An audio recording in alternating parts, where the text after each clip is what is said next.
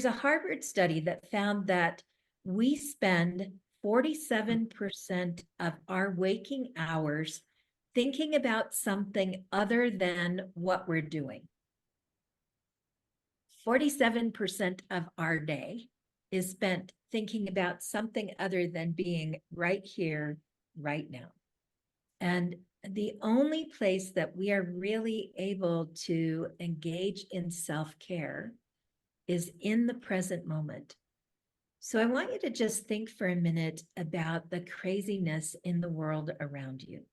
I want you to consider everything that's going on. We don't have to right it or right or wrong it, right?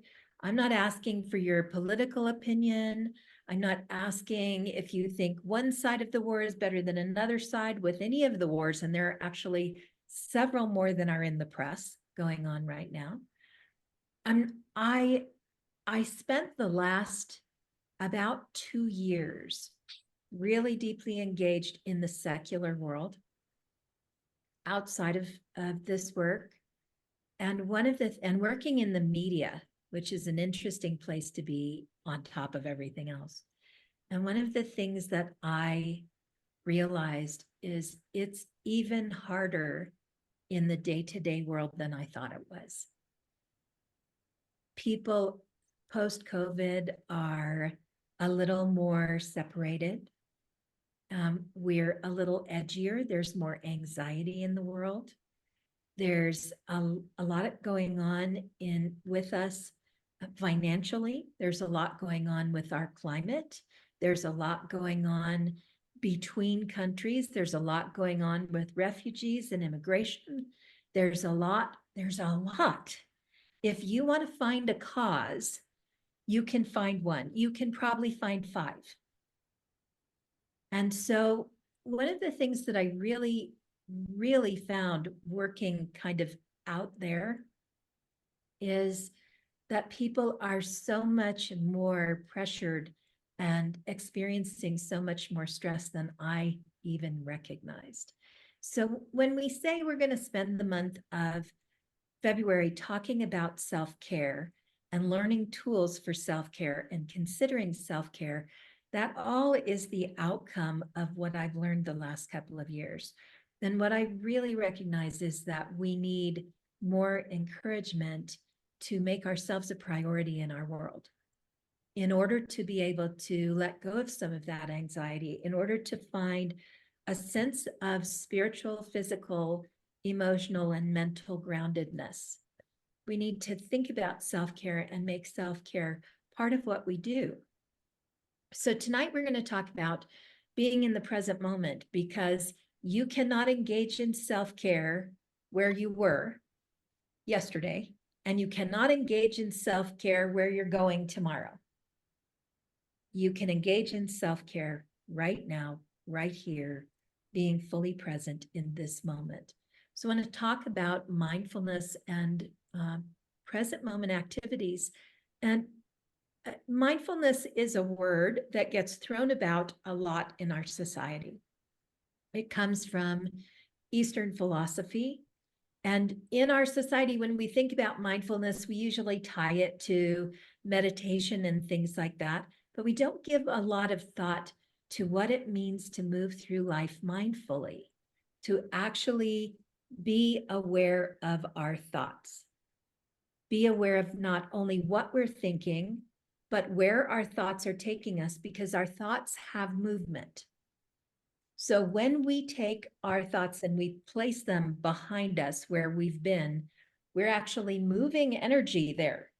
It's not just oh, my brain is thinking about that and it's all happening in our head. We're actually sending some of the energy and life force that we have trying to go backward. And the same happens when we're trying to go forward. So I want to talk about to you a bit using a word that people are sometimes resistant to, and that word is discipline. We don't like the word discipline because as kids, discipline means we have to do something. We're going to get in trouble if we don't do it. So that word, discipline, comes from the same root word as disciple. And when we think about disciples and what we know about disciples, regardless of what religious faith you come from, disciples, someone's disciples are the followers of that person. They are following a particular kind of teaching. They can have teachers from anywhere, but they are disciples by the fact that they follow. So we want to take the thoughts in our head and disciple them. We want them to follow us as the leader. I am in charge of the thoughts that go on in my head. The thoughts that go on in my head are going to affect the state of my body. They're going to affect the state of my heart. They're going to affect whether I'm anxious or not. So this understanding who's in charge in here, right? Who's in charge in your head? Sometimes we simply don't have anybody in charge. We allow our minds to wander into territory that we really can't do anything about. Previous decisions we've made, future decisions we might make. And instead of discipling our mind and calling our mind to come back to where we are right now in this space, we allow ourselves to get caught up in circular thinking. How many of you go round and round in circles when you're stressed out? A couple of you, yeah, right? We do. It's our human nature. We're trying to figure it out. We're on the hamster wheel going round and round and round. So I want to give you a very quick tool tonight that you can use to bring yourself into the present moment. And I want to give you this because mindfulness is about directing the mind. Meditation can fall into a practice that helps us to be more mindful. But mindfulness itself is something so much more than just meditation. So when we're mindful and we're controlling our thoughts, we reduce our cortisol levels. We take the primary stress levels in our body, and evidence shows that we're able to lower the level. We're able to reduce the anxiety.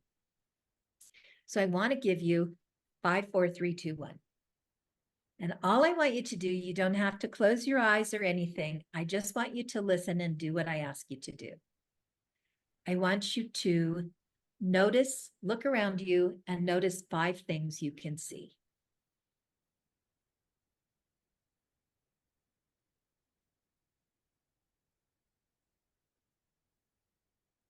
Everybody got your 5? Okay, now I want you to reach out and find 4 things you can touch. And go ahead and touch them. Notice what they feel like.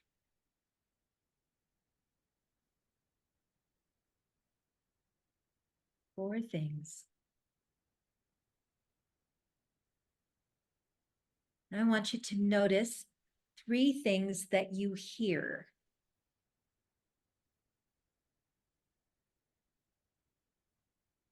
Sometimes that takes a little longer, especially if you've been quiet. 3 things that you hear, and you can count your own breath.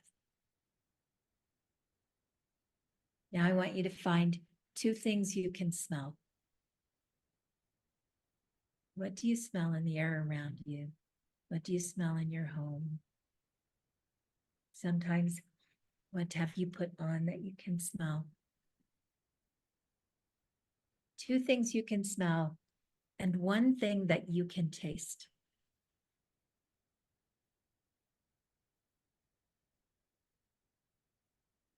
If you can't think of anything you can taste, if taste is a problem, imagine a lemon.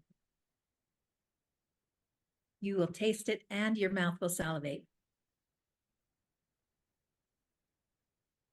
So 5, 4, 3, 2, 1. Association with the senses.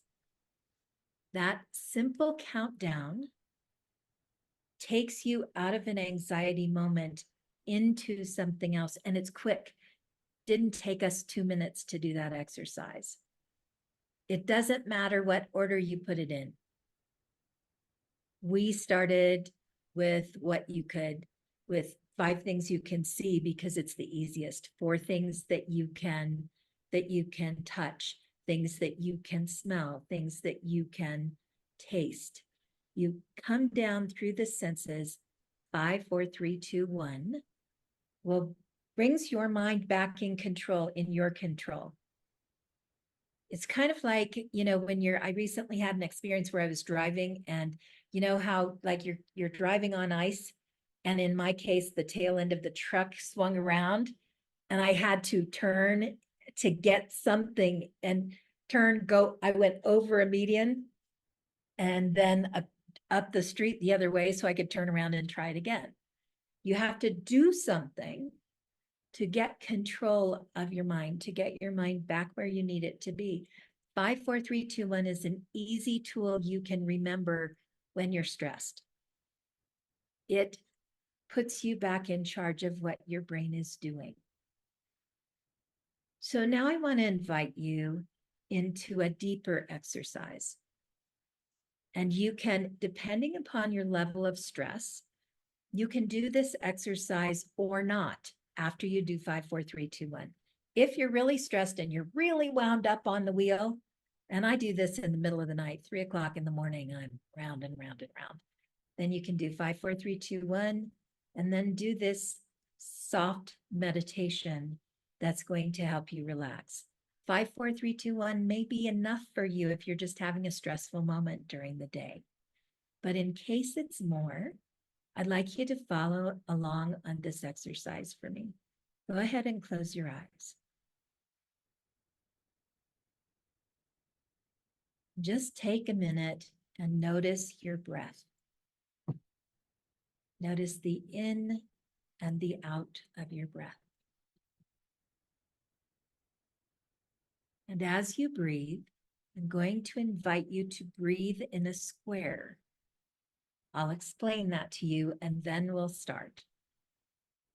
Don't try and do this with me the first time, just listen.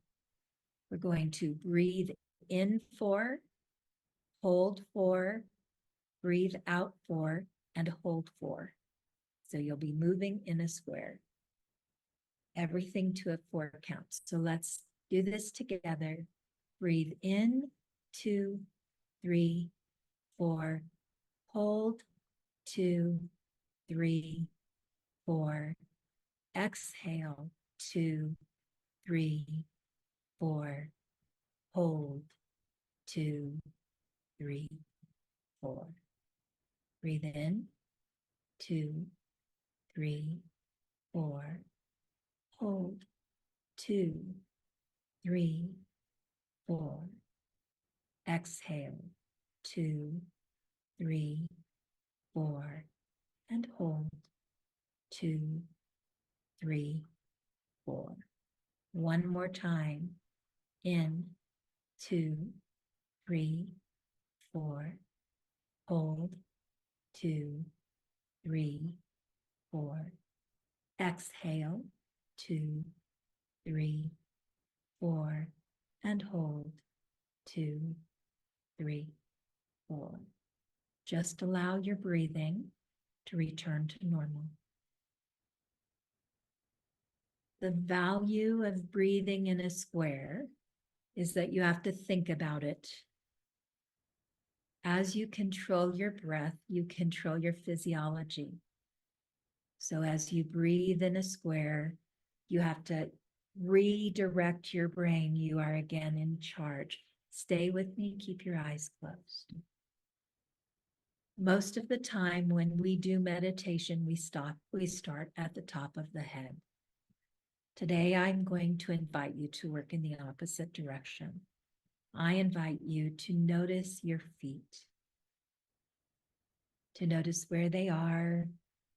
Notice if they're bare or they have socks, or you're in slippers or shoes.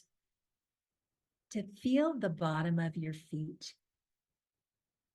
Feel where they connect to the floor beneath you.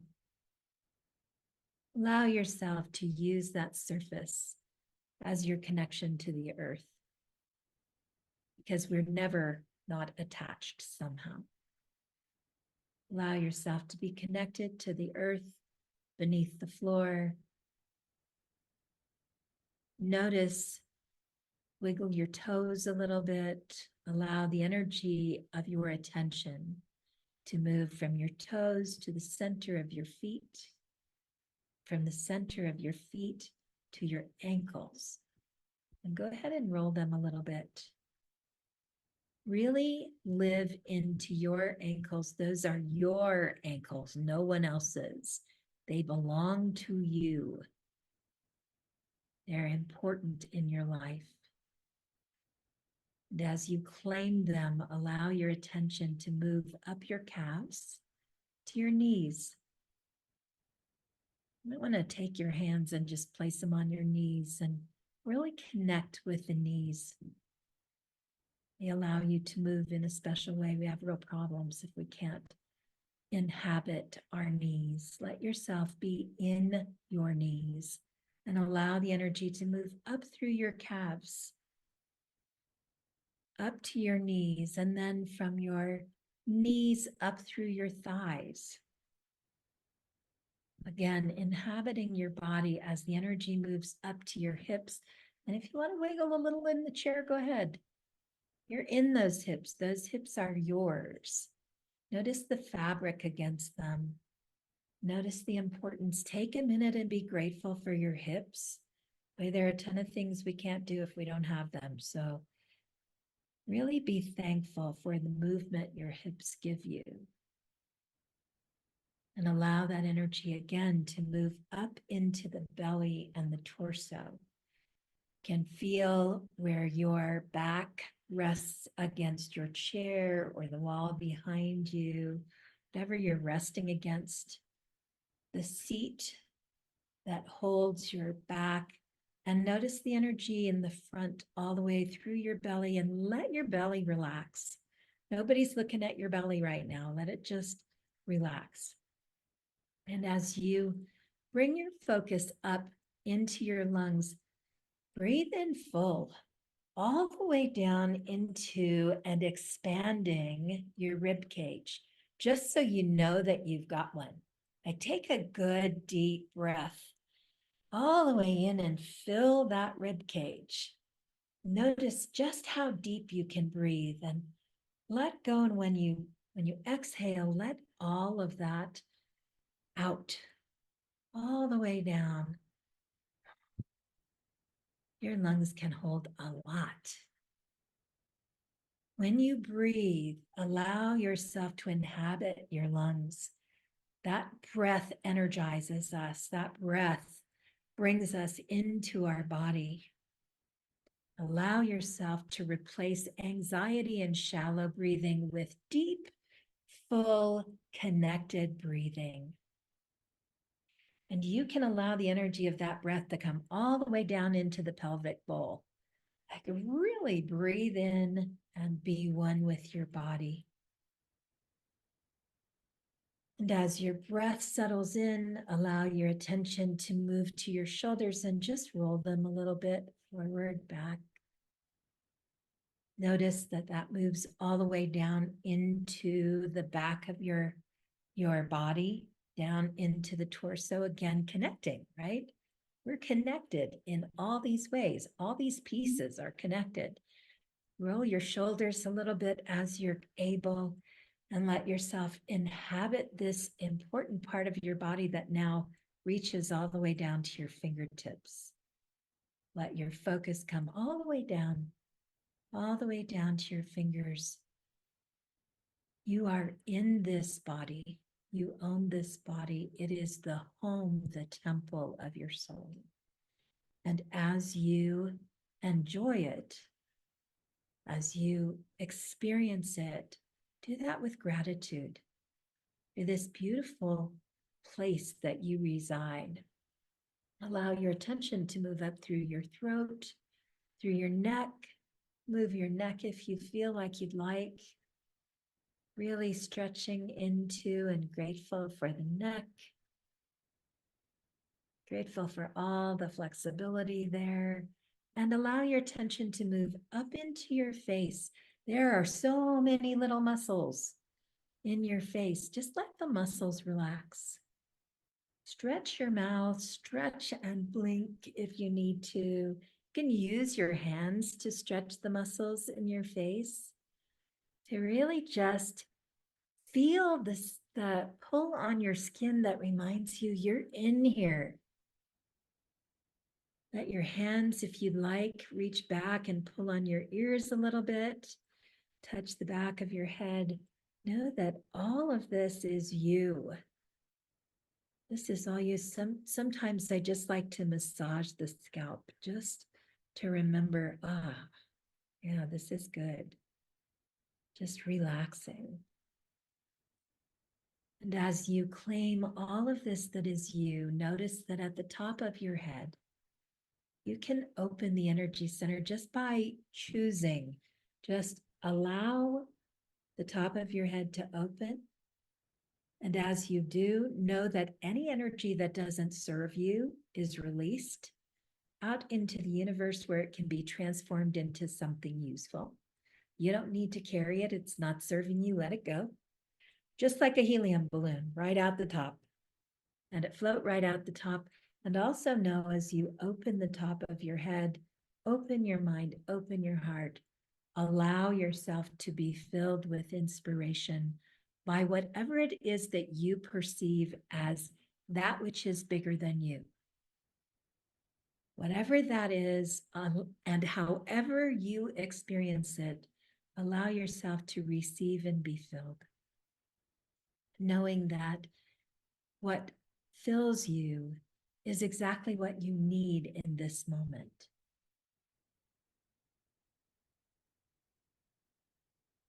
And allowing that open space to release and to receive. Bring in whatever is for you and fully claim that, knowing that it brings you to health and wholeness and well-being. And when you feel ready, gently open your eyes.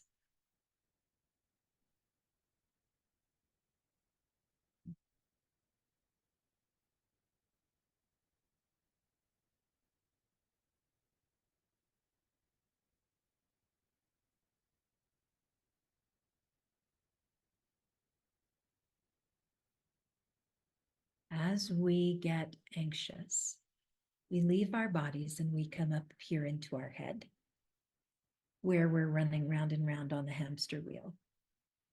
We oftentimes feel numb in our body. We feel disconnected from everybody and everything. We feel wrapped up in and held tight by whatever has us. This exercise starts at the bottom of your feet because it puts your brain somewhere else. And generally, we do meditation the other way. Relax your head, relax your head, blah, blah, blah, blah, move down to your feet and root. When you start at your feet and you bring the energy up, you move yourself out of this part of your head, out of this part of your whatever has got you wound up, and you bring yourself down and start at your feet and you claim your body back. You re-inhabit yourself. And as you do, you relax places that are stiff and uncomfortable. You remember how grateful you are for these parts of your body, the parts of yourself that you are. You find yourself inside, and by the time you get up to here, you're ready to just let go of whatever it was. Let it go. Like a helium balloon, out the top, open the window, let it out.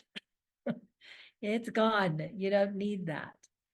And you can open yourself and allow something lovely, a warm, softening, gentle energy from whatever source feels like the right source for you. Because in my thinking, the source is the same no matter what we call it. You can call it by any name you want and perceive it by any face you want. It still is the energetic foundation of who we are. Quantum physics has told us that we are plugged into an energetic field. That field underlies life. You can call it by any name. It's the same thing, as science has shown us that. It's not just mythology. We can open to that and allow that field to recharge us.